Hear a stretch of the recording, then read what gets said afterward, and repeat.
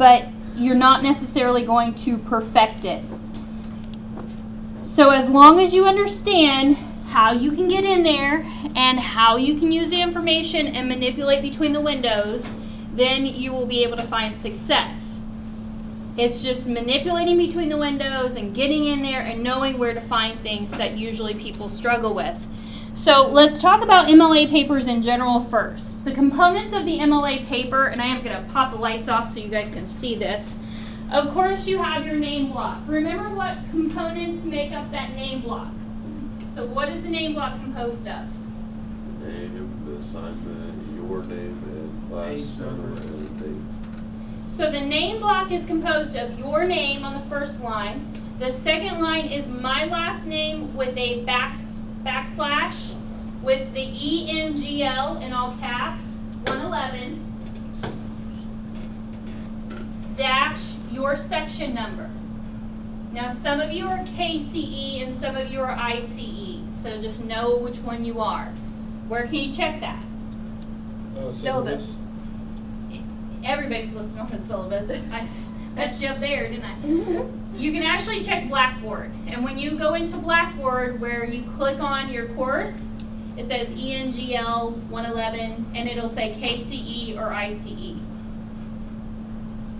Underneath that line, you have a generic description of the assignment. So you may have rhetorical analysis first draft, rhetorical analysis second draft. Why is it essential for you to have what the assignment is? To know what you're talking about? So I know what it is. How many of you have accidentally uploaded something else? Yeah, several of you should have your hands up, because you have. Several of you have accidentally uploaded another assignment. So when I go in to look at it, if I'm looking at the assignment, the thesis and outline, and I get into it and it's not the thesis and outline, it could be that you just uploaded the wrong assignment, but it could be that you just have no idea what the thesis and outline is supposed to look like. So I have to weigh those two options, and then I have to contact you accordingly. If you have uploaded the wrong thing, and I see that from the assignment description that you were uploading your first draft, but you meant to upload this instead, then I can say, hey, you uploaded the wrong thing, so fix it. But if you uploaded the right thing, and it was really the wrong thing, I'm not going to email you and say, hey, you did the wrong thing. I'm just going to give you your grade, and it's going to go in that way. So I need to see this, and you need to clarify this. There's a big difference between your first draft and your second draft. So some of you didn't refine your first drafts enough for your second drafts of the summary response paper. And I could see that because you still had everything intact from your first draft, from my response to your first draft. So the second draft should always be more refined. It's also worth 100 points versus 20 points. So it's worth a lot more. Is draft right now coming up? No, the final draft. So it tells me a lot of information. The last line of your name block should be the date. Remember how the date is formatted. It's military style or the European style, which is the day, month, and then the year. So it should say 25 March 2015. We don't use abbreviations in that section up there. So you're going to write the word out. The next thing that you have for an MLA paper is going to be the header. The header is in the header section, which is formatted slightly differently. So it is a 1/2 inch from the top,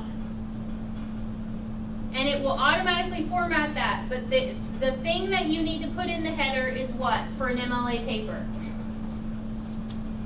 Your last name. Your last name, space, what? It needs to be the page number. Please remember to insert the page number. Don't just type it in. If you type it in, what's going to happen? It doesn't.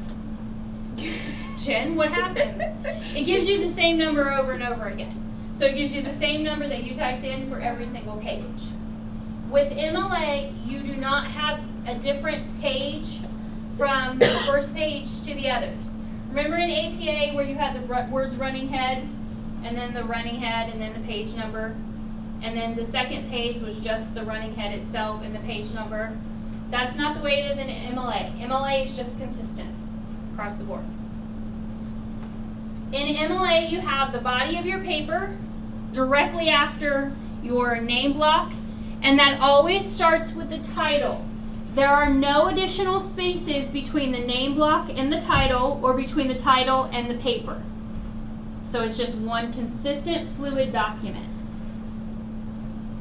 With in-text citations, and just a basic in-text citation, you're going to use the author's last name, no dates in MLA.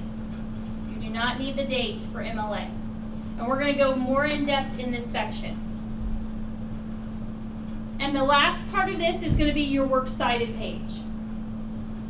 And we are going to spend some time today talking about your works cited page as well. Any questions over the components so far?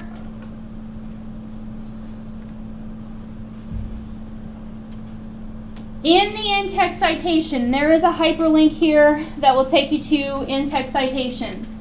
The things I want you to remember with your in-text citations, your sources are to help you analyze the information better. They are not about the content of the piece. So we've talked about this several times. It's to help you analyze the information better. Not all of you knew Muhammad Ali, Tanya Hamilton, or Zaidan blah blah blah. Not all of you knew about them before you went into the pieces. You definitely didn't know them as in depth until maybe you researched some information about them. Malala's dad, he says his story, so he is pretty transparent. The other two, Muhammad Ali and Tanya Hamilton, are not. Tanya Hamilton is nowhere in the story. So you have to research her to know who the heck she is, know anything about her. Muhammad Ali is in the story, but you're seeing it from his perspective, so you are parallel to him. So you don't really know much about him. The audiences. Remember that you go from this broad audience, the TED Talk audience or the PBS audience, and you want to go in a little bit deeper. So for some of you, going in meant looking at frontline viewers. For some of you, going in meant looking at the Global Voices Women and Girls Lead viewer. For some of you, it meant looking at the Vancouver 2014 audience. So everybody went in a little bit more on your audience analysis. But again, you didn't know Women and Girls Lead before you went into the piece. You may have known PBS, but you didn't know the subcategories as well. Frontline is, again, it's one of the more transparent pieces, more affluent, more well-known, not affluent, but well-known pieces. But the Canadian piece, the TED Talk, you may have known TED Talks, but you didn't know specifically that Canadian audience. So all of the research is meant to help you analyze those areas. But when you are the author of your piece, you have to, in a sense, establish your own expertise. In order for me to establish expertise for my paper, I am integrating my sources. So think of your sources as your ethos. They're bringing in your expertise. In order to do this, you want to focus on who the author of the piece is. The author of the piece has some qualifications. You want to make sure that you're expressing those in your essay. So if I am using, let's say I'm using Patrice whatever her last name is, Patrice. I'm using Patrice. By the way, don't call them by their first names, call them by their last names. But I'm using her in my essay. So if I am using her to support my analysis of Muhammad Ali, I need to give what her qualifications are. This needs to really focus on what qualifications make them qualified to talk about that piece, that information. So remember we talked before about a backstreet fight, like I'm going into the alley and I'm going to fight, because I like West Side Story and that type of thing. So I'm going to fight, and I'm bringing with me my 15-year-old giant. He's 6 foot, over 6 foot now. So I'm bringing him, and he's scrawny. He's like 120 pounds. So I'm not bringing him into the light. I'm going to focus on what makes him sound most intimidating, which is his voice. His voice is really deep. So I'm going to hold him in the back in the dark, and I'm going to have him say something, because that makes him sound intimidating. But I may use Mike Tyson, but I'm not going to have him in the shadows, because his voice doesn't scare mice. I'm going to bring him out, and I'm going to make him look big and scary. So you want to focus on the qualifications of the author, of your source. You want to focus on what qualifies them to speak about your topic. So whatever it is that qualifies them to speak about your topic, that's the qualification you want to focus on. You also need to add in the title of the piece. Now for some of you, you found some titles that are like 2 lines long times New Roman double spaced. It's like 2 lines long. Yep, that's the nature of the beast when you get into academic research. That does help you when it comes to your word count, but it doesn't help you if you're trying to make the process easy. If you have more than one author, you have to give the qualifications for every author. This can be, again, something simple, like the person has a PhD in world literature. The person has a bachelor's degree in paramedic science. The person has traveled all over the world. Whatever the qualifications are, you're giving those qualifications for all of the authors, and you're also giving the title of the piece. You're also giving the medium of the piece. So how is it presented? So is it an article? Is it a story? Is it an interview? Is it a video? What is it? What is the medium there? Yes? Can we use, like, it was a short film basically, can we use that as like the medium? Of Hamilton's piece? Yeah. Yes. Yes. So the way that I like to introduce the authors the first time is to do this in a standalone sentence. If you use this in a standalone sentence, it typically works smoother than actually using it in the beginning of a sentence or using pieces of it in a parenthetical citation. So let me show you an example of this. And this example, sorry, got all bright there for a moment. This example is from one of my essays, so it's something that I did. But it will show you how this works. So the National Association for Developmental Education, NAED, describes blah, blah, blah, blah. This is one of my sources. Now, how do I know that this is a source? It's in quotes. I have a direct quote, so I have to have something that ties this in-text citation to that works cited page. In a 2000 Educational Forum on Developmental Education at Harvard University, so that is what the medium, former NAED president, those are her qualifications, Martha Casaza, that's the author, revealed that blah, blah, blah, blah. Now, I go on to another sentence, and then this is my reasoning, and then this is another piece of evidence. Now, why don't I use this information again? Why don't I repeat that it came from the Educational Forum at Harvard, and she's the former NAED president? It's already been stated, so my reader may not really care about this information, but my reader knows, oh, this sounds like somebody who's qualified. This sounds like somebody who should be talking about this topic.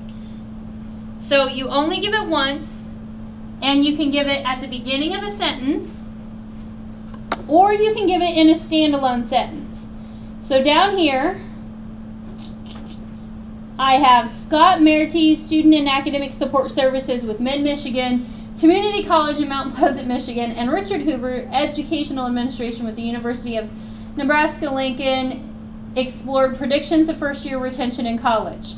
So I have this as a sentence that stands by itself. Why?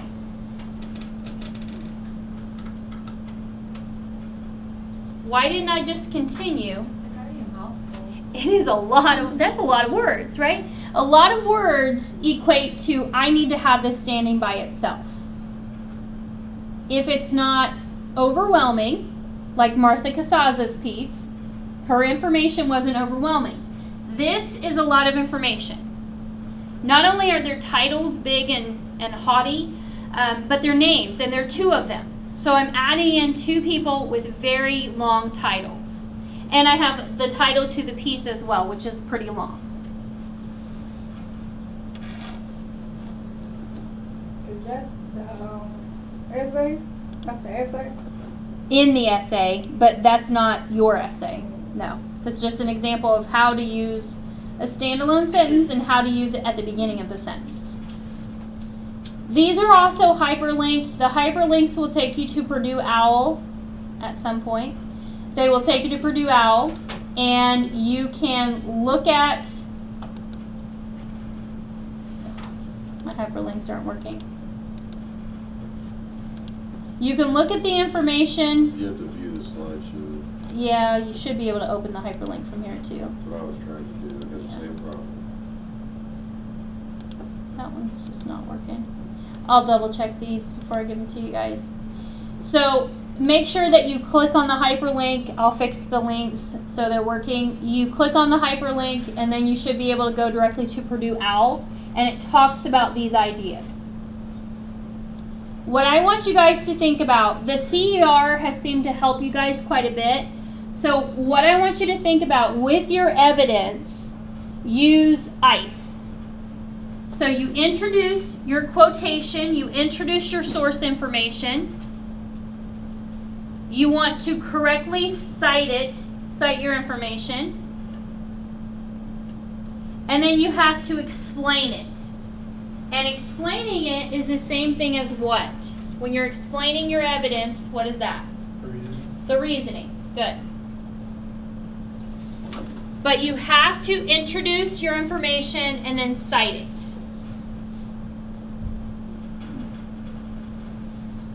What happens if I just plop the information in and I don't tell you who the author is? You just think it's me saying it. It does run into plagiarism. If I don't give the author any credit whatsoever, I think it's you saying that, and now you've plagiarized the information. What if I just give the author's last name? Not enough, right? So what about it? I am not, as a reader, I'm not going to have confidence in what you're saying because I have no idea who you're pulling this from. If you say Dr. Sharon Snyder's, but you don't give what she's a doctor in, I don't know that I can trust this source. I don't know that she has any experience or expertise in that area. I need to know that this person has experience or expertise in that area in some way. Any questions on the in-text part of your citations? If you don't have an author to your piece, what do you use instead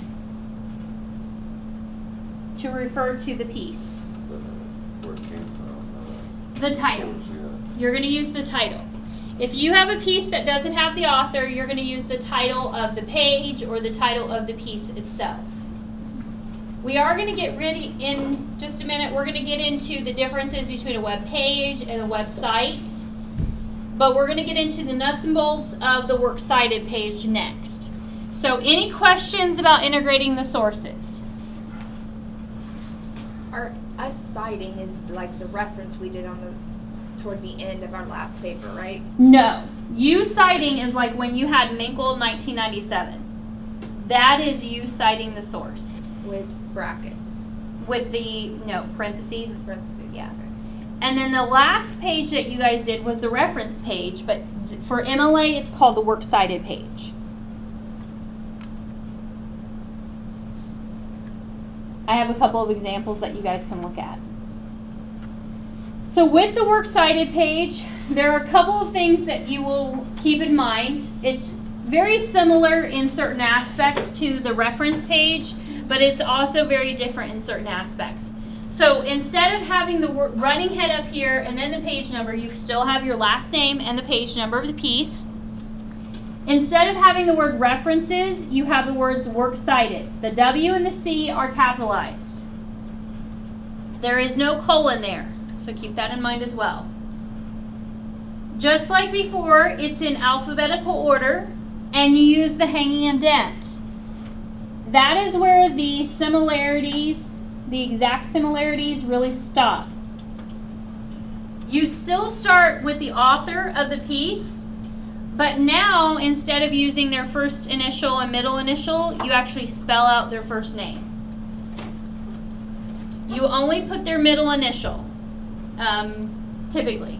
If they have that listed, most of the time the authors are going to have first name, middle initial, and last name. They don't usually have their middle name listed unless they are part of a parent-child team, and then oftentimes they will have their middle name listed. If you have more than one author, if you just have two, then you have last name, comma, first name, and first name, last name. If you have more than two, then you have the last name, comma, first name, comma, first name, last name, comma, first name, last name, and first name, last name. The next layer in, instead of having the date, next you are going to have the title of the piece. Now typically the title of the piece, if it's short, it's usually in quotation marks. We have standard capitalization, so the major words are capitalized. If it's a larger piece like a book, or if it's from a website, so for those of you using pbs.org, that's going to come into play here. Those of you using TED.com, that's going to come into play here. Those are going to be in italics. The date is listed next, and then the final part of this is what we call the medium. So you've already talked about the medium. The medium for this page is typically print or web. If it's something you accessed online, it's web. If it's something you physically have in front of you, it's print. So if you have a physical book in front of you, then it's print. If you access an ebook, it's web. If you get something from the virtual library or from a website, it's web. So let's look at each one of these pieces. How you get there is to take your actual source. I suggest that you guys go to Purdue OWL. That's going to have the best resource, and I'll take you there here in just a minute. And then you have your document down here that you're typing in. If you can manipulate between these three windows, then you're usually going to be more successful at this. So if I have my source information up here, I have my reference to it here, and then I'm typing down here, then I'm in better shape. So an example of this, if I actually opened up all of these windows at once, I will minimize this. It usually works best if you, for your eyes, if you actually type at the bottom. So I'm going to pull this down here. And then I'm going to open up my browsers. So I'm going to go into the virtual library.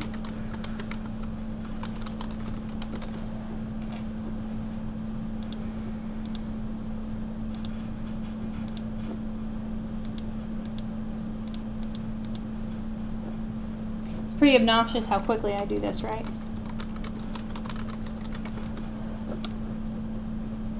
So I'm going to open up my piece. I'm going to minimize that.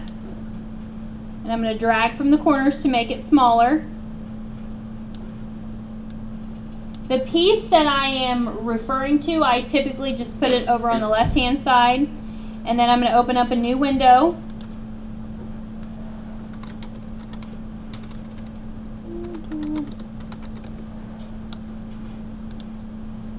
And I'm going to open up my formatting and style guide in Purdue OWL. So in looking at Purdue OWL, if I have something from a website, which of these works cited page, books, periodicals, electronic sources, or other common sources, which should I start with?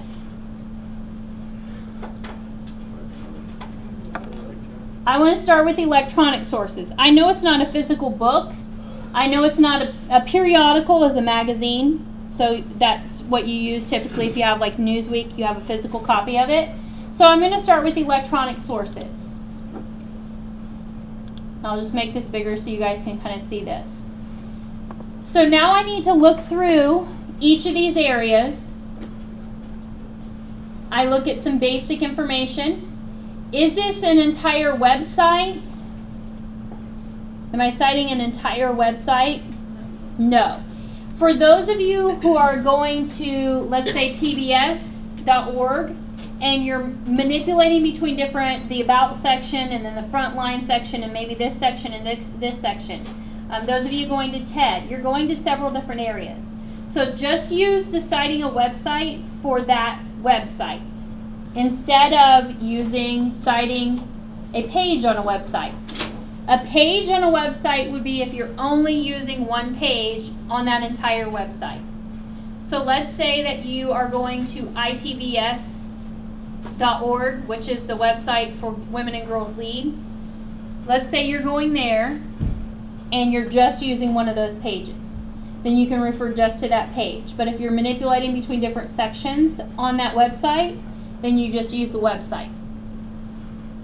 Is it an image? No. Is it an article in a web magazine?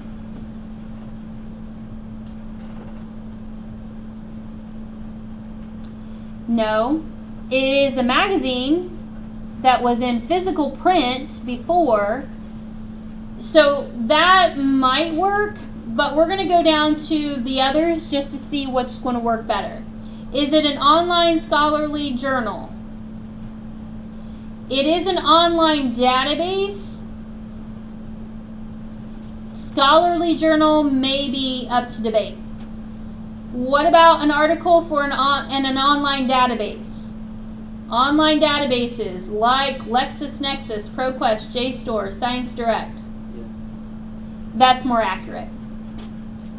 So if this is my example, you might also want to look through these and just make sure that none of the others, it's not a tweet, it's not a YouTube video.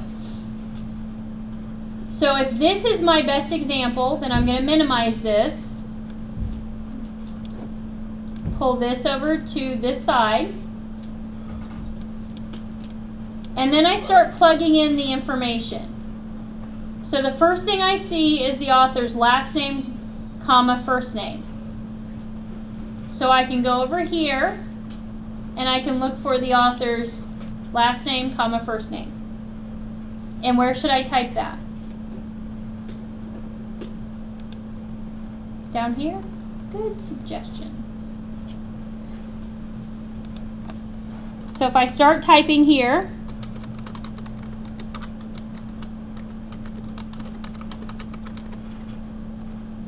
and then I just keep referring back to this. So I have a period now.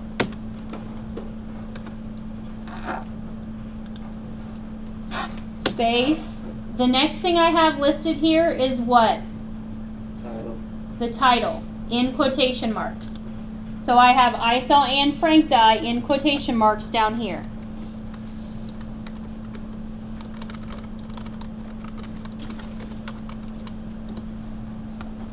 Back over here. Science is italicized, and I look at my second example, it has these numbers after it. So if I don't know what this stuff means, where's the best place to look?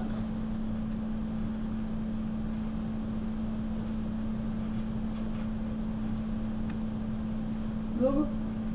No. I can actually look up here. It's a good try there. I can look up here and I can start looking at the basic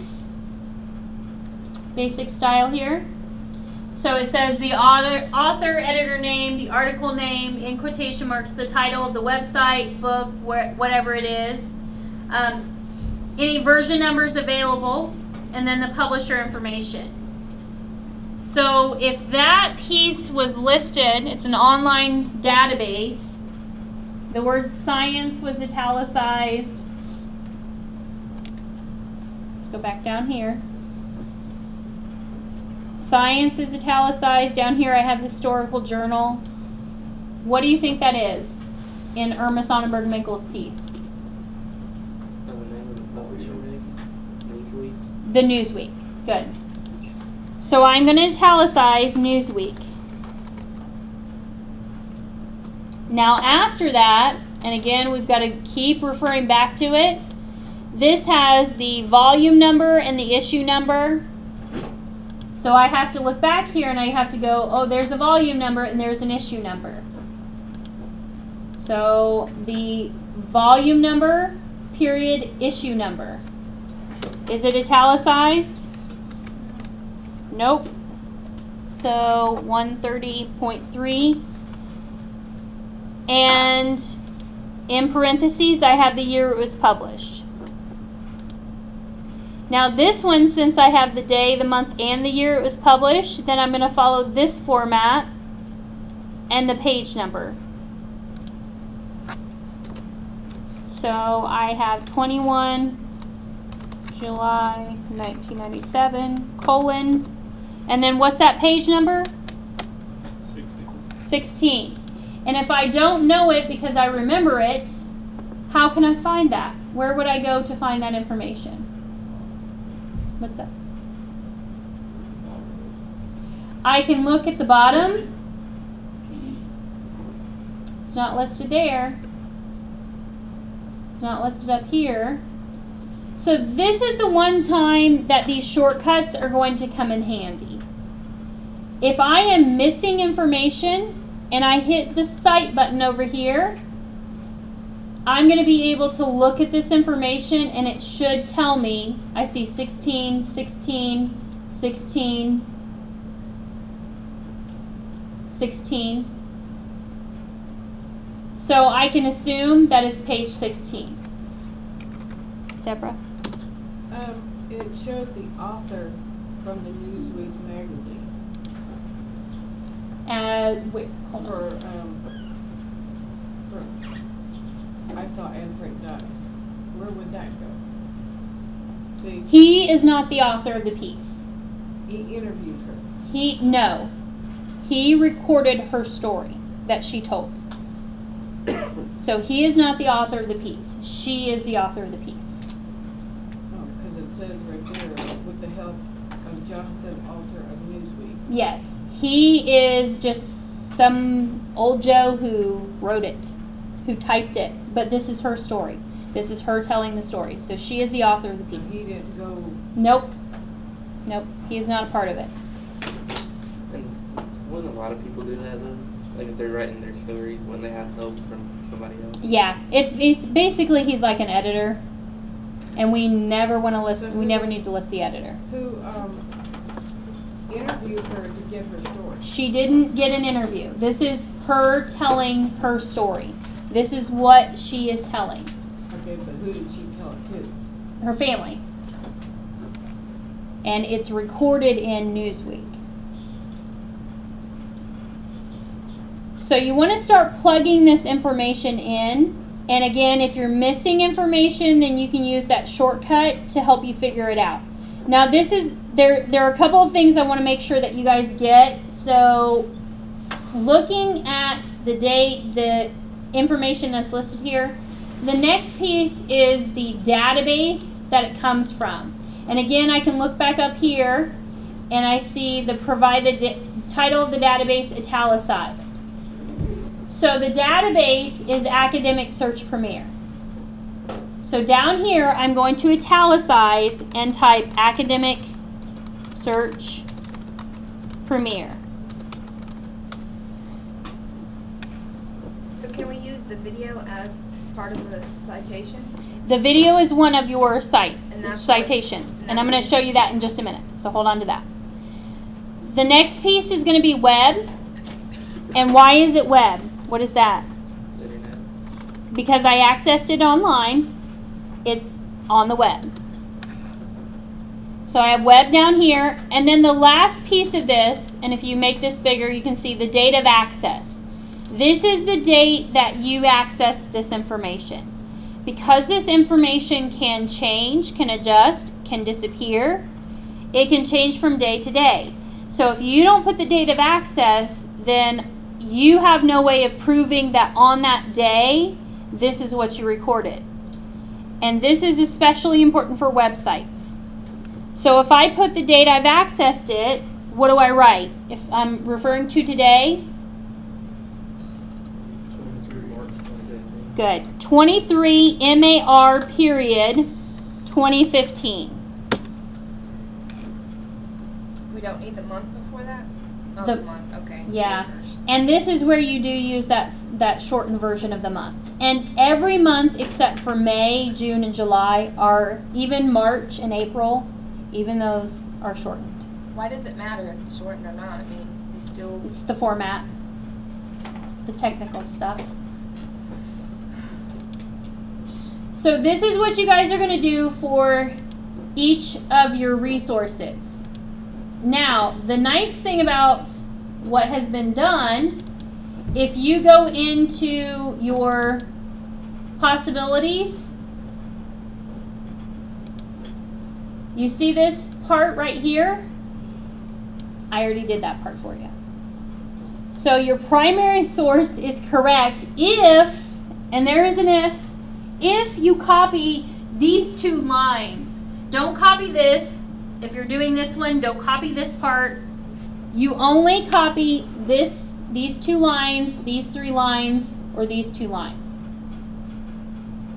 So once you copy that, you can go to your document and you can paste it. Not like that. So basically, we have an example, the first one you gave us. Yes. So we make sure we do the other two right. Correct.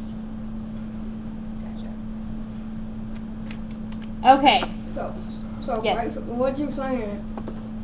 We'll be we gotta upload this to Blackboard? Is No. that what you talking about? Not yet. You have to put these together, the works cited page, and that's what you're going to upload to Blackboard. So on your PowerPoint, I do also have the different citations. This is for a conference proceeding. Who had a conference?